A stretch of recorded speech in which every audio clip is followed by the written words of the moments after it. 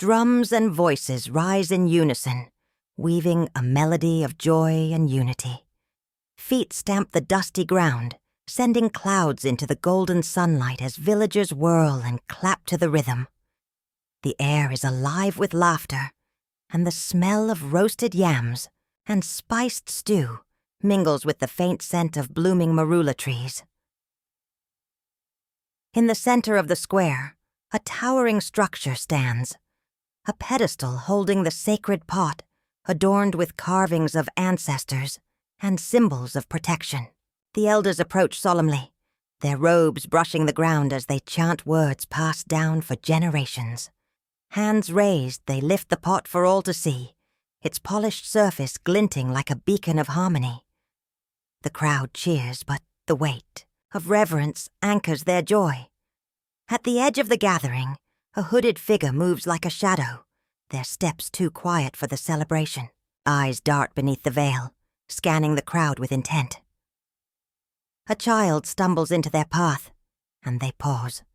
A gloved hand brushes the boy's shoulder before they slip deeper into the throng, leaving behind only an uneasy feeling. A sharp sound breaks the air. The pot trembles, cracks forming like lightning across its surface. The cheers fall silent, replaced by gasps as the artifact shatters, scattering shards like fallen stars. Silence stretches until an elder's voice trembles. This is an omen of misfortune. The ancestors' wrath has been stirred. A murmur ripples through the crowd. Panic rises, but one voice cuts through like a knife. "Enough with fear," declares the herbalist. Her steady hands lift a fragment of the pot, examining it with piercing eyes. She does not bow to superstition, even as whispers of curses spread. Like wildfire, the oracle steps forward, her staff thudding against the ground.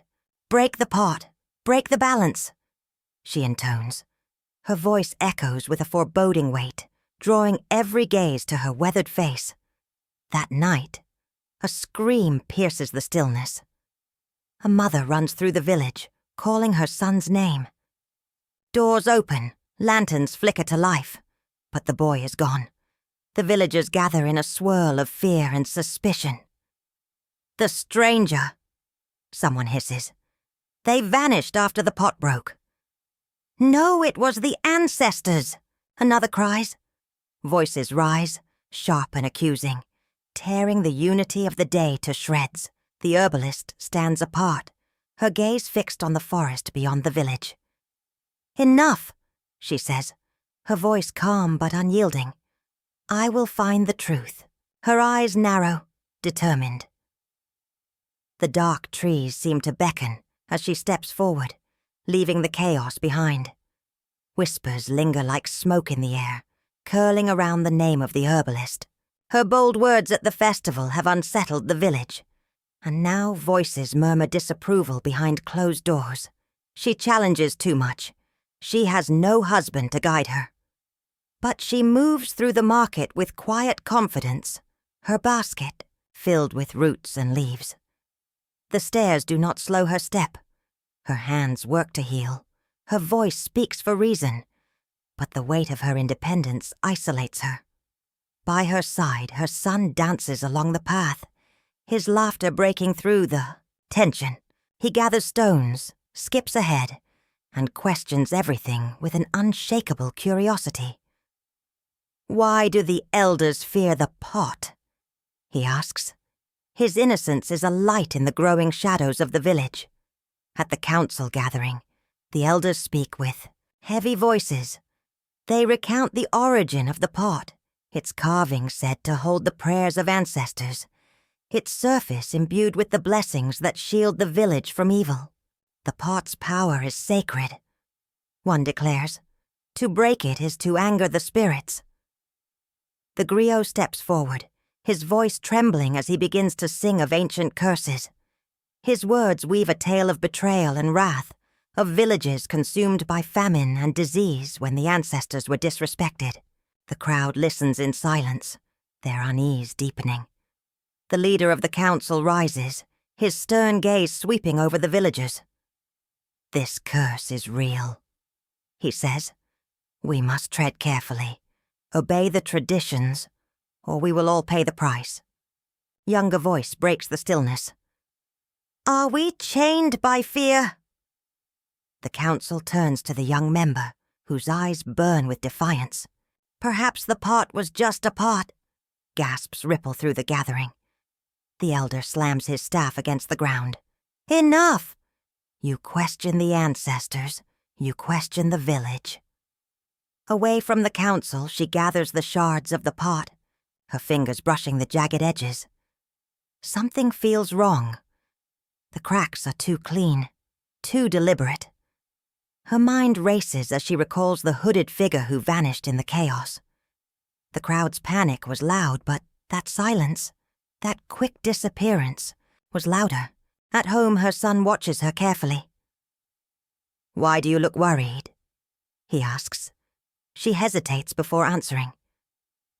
"Something feels off," she says. Her gaze shifts to the edge of the forest, where shadows seem to shift and linger longer than they should. In the days that follow, the village splits like the broken pot. Some cling to the elders' warnings, their fear palpable. Others whisper of new ideas, encouraged by the younger voice that dared to question.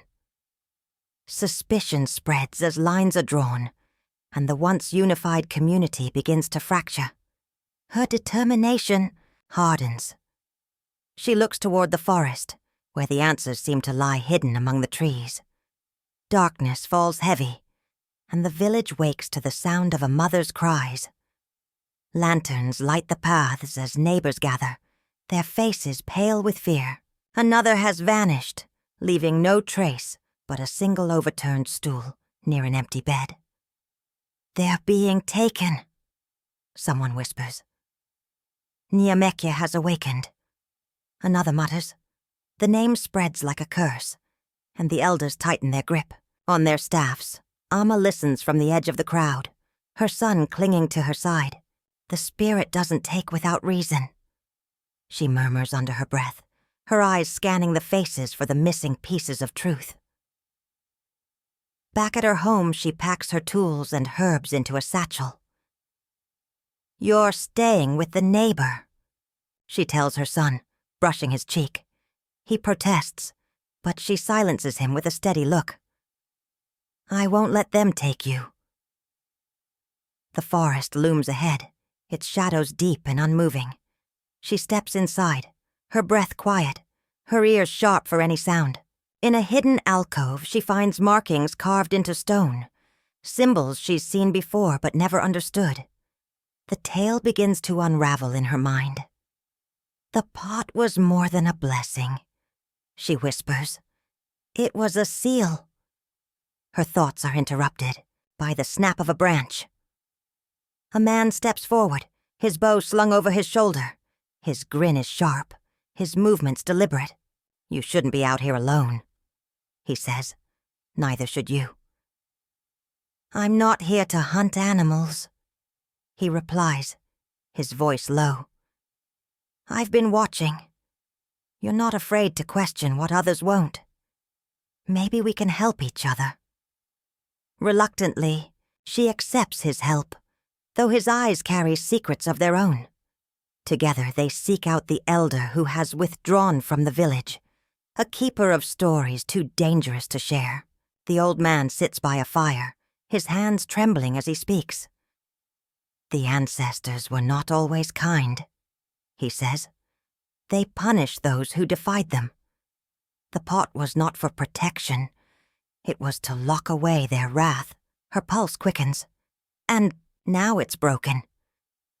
"The spirit is awake," he says. "It won't stop until justice is done." In the village, her questions lead her to the truth about the hooded stranger. Tano, once a council member, had been cast out after challenging the elders. His return was no accident. He wanted this to happen, she realizes. The pieces fall into place. The pot was a lie, its power a prison for a truth too dark to share. The curse was no curse at all, but a cover for the actions of those in power. She stands at the crossroads of her decision. If she reveals the truth, the council's authority will crumble. The village may never recover from the chaos. If she hides it, the spirit's wrath will continue. The villagers grow restless, fear twisting their minds. Time slips away, and the cries of the missing echo in her ears. She clenches her fists. "Nyamekye will not wait," she says, her voice resolute. With the rogue hunter at her side, she steps into the forest once more, determined to face what lies ahead before the village is consumed by its own fear. The forest stands silent, its shadows thick and alive.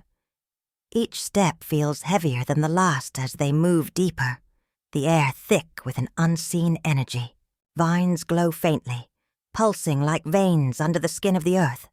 Eyes dart nervously, but her steps remain steady. The ground shudders. A deep, resonant hum echoes through the forest, building into a roar. Leaves tremble, and glowing orbs rise into the air, circling above. A voice fills the space, neither male nor female, but heavy with the weight of centuries. "You have broken the seal. You have summoned me." The figure of Nyamekye rises from the earth, a being of light and shadow, its form shifting and shimmering. Its gaze pierces, cutting through flesh and spirit alike. "Why do you disturb the balance?" Before she can answer, a hand grips her shoulder. The betrayal is swift and sharp. One of her companions steps forward, a sly smile curling across their face. "This is not her fight. It's mine," the betrayer says. Her breath catches. The realization stings, but her voice remains steady. "You were with Tano all along," the betrayer shrugs, their allegiance now clear. "Tano promised justice. You cling to the past, but we'll build something new." Nyamekye's voice grows louder, the ground splitting beneath them. "Justice! You dare speak of justice after what was done to me?" Chaos erupts. Nyamekye's form expands, sending waves of energy through the forest. Branches snap, the ground heaves, and the air fills with cries. She fights to keep her footing, dodging the wrathful spirit's attacks. Her allies falter, but she stands firm, staring into the glowing eyes of the spirit. "This isn't vengeance. This is pain," she says, her voice cutting through the noise. "Tell me what they did to you." The spirit hesitates, its form flickering. The forest falls silent as Nyamekye's voice softens, filled with sorrow. "They silenced me. They locked me away to hide their sins. I was not the curse. I was the truth they feared." The truth slices through the tension like a blade. She pieces together the story. The ancestors had wronged the spirit, casting it as a villain to cover their crimes. From the shadows, another figure emerges, the leader of the council, his face pale and drawn. He steps forward, his voice trembling. "You dare speak lies against the ancestors?" The spirit roars, its form towering above him. "Your lies have destroyed generations. Your silence cost me everything." She steps between them, her voice firm. "Enough. The village deserves the truth. Let this end." Nyamekye's form steadies, its wrath cooling. "And what will you do with the truth?" She meets its gaze, unflinching. "Restore balance, not through lies, but through justice." The spirit nods, its light dimming. "Then you will carry the burden I leave behind." As the energy dissipates, she turns to the villagers, who have gathered at the edge of the forest. Their faces are etched with confusion and fear. She speaks, her voice carrying over the hushed crowd. "You were betrayed, not by spirits, but by men who sought to keep you silent. The ancestors were not what you thought, and neither is this spirit." Eyes shift to the council leader, whose silence confirms the truth. The villagers murmur, their faith in him crumbling. The spirit fades, leaving behind only the faint glow. of the forest. The rogue hunter steps forward, his voice low. You saved them. But at what cost? She looks back at the villagers, her expression somber. The cost of trust. But we can rebuild. The forest grows still, its shadows no longer menacing, but alive with the promise of renewal. She stands tall, knowing the path ahead will be long but necessary. A murmur spreads as the villagers gather in the square, their eyes fixed on the fragments of truth laid bare. Accusations echo in hushed tones, and fingers point toward the once revered leader who stands silent, his head bowed. You deceived us. A voice trembles, breaking the tense quiet. Another rises, firmer, angrier. You used the pot's magic to control us, to bury your mistakes. The weight of the revelations crushes him. He does not deny the words. His silence is louder than any defense. A young villager steps forward, the first to demand change. We cannot follow those who build their power on lies. Others nod, their voices growing stronger as they call for justice. The people strip him of his title, his staff taken, his robes cast aside. He walks away slowly, no longer a figure of authority, but a man reduced by his own deceit. The council, long a symbol of unyielding tradition, crumbles beneath the demands of the villagers. They dismantle its structure piece by piece, declaring an end to the lies it upheld. The missing return, their faces pale, their voices quiet. They speak of shadowy visions, whispers in the forest that pulled them away. They are alive, but their memories are shrouded in fear. Mothers weep as they hold their children close, the relief tinged with the knowledge of what they've endured. Eyes turn to the healer. The villagers plead for her to lead them, to rebuild what was lost. She shakes her head, her voice calm but resolute. I will not lead. Leadership built on fear is what brought us here. I will teach instead. We will honor our ancestors with truth, not superstition. She gathers the children under the shade of a great baobab tree. She tells them stories of courage and balance, weaving lessons from the spirit's truth into her teachings. The elders listen from afar, their hardened beliefs softening as they see the next generation learning to question and grow. The villagers come together, their hands working side by side to rebuild. Houses are mended, the square is cleaned, and the air feels lighter. The scars left by lies and fear remain, but they become a reminder of what was overcome. In the heart of the square, the children plant saplings in the rich soil. The young boy holds a small tree steady, his face bright with hope. The forest is our friend now, he says, his voice carrying the innocence and wisdom of someone who sees the future with clear eyes. The villagers stand in a circle around the newly planted trees. Their leader, now just another member of the community, steps forward to speak. We will remember the truth, he says, his voice humbled but firm. It will guide us, not as a chain, but as a light. As the crowd disperses, she walks alone toward the edge of the forest. The air is quiet, the shadows no longer menacing, but alive with a soft, steady energy. She steps into the trees, her gaze calm, her purpose clear. I promise, she whispers, her voice carried by the wind. I will protect this balance. The forest seems to sigh, its leaves brushing together like a quiet acknowledgement. She stands still, the glow of the saplings in the distance a reminder of renewal, before turning back toward the village that now carries its truth like a flame. The square is quiet, the stillness heavy with thought. The people gather in clusters, their whispers filled with regret and realization. The lies they had lived by now feel like chains finally broken, but their weight lingers in the air.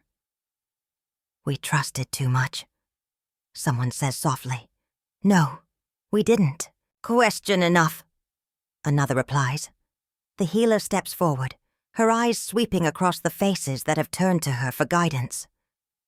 Silence allowed this to happen, she says, her voice steady but filled with conviction. When we follow, blindly we lose sight of the truth. Tradition is not a shield for lies. A murmur of agreement ripples through the crowd. You stood against them when no one else would. Someone calls out. She shakes her head. Courage is not just speaking out. It's asking questions when the answers might scare you. It's seeking truth when lies feel easier. The young boy stands beside her, holding a small sapling in his hands. He smiles as he looks at the ground where they will plant it. Let's start again, he says, his words carrying a weight far beyond his years. They kneel together, pressing the sapling into the rich soil of the square. Hands from the crowd reach forward to help, their shared effort a symbol of unity. The villagers watch as the tree stands tall in its new home, a promise of growth and renewal. The forest looms in the distance, but its shadows no longer carry fear. Children run toward its edge, their laughter breaking the silence. The forest is not our enemy, someone says. It has protected us, even when we misunderstood it. A villager steps forward, his voice clear. We honor our ancestors not with fear but with truth. Let their lessons guide us, not bind us. Heads nod, and the people pledge to build a future that balances wisdom from the past with the courage to change. The healer looks at them, her expression softening. Truth will always come to those who seek it, she says. But we must keep. Seeking for balance is not a destination. It's a journey we walk together. Hands join as the villagers stand in a circle, their bond strengthened by the struggles they overcame. Their voices rise in song, a melody of hope and unity.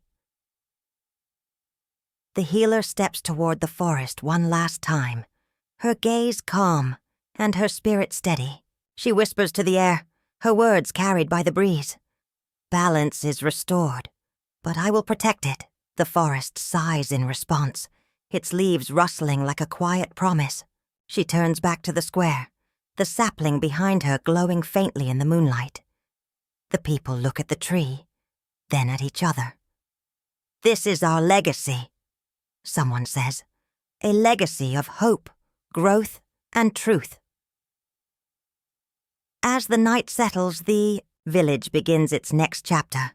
Its scars a reminder of the strength they found together, and the tree a beacon of the harmony they vow to nurture.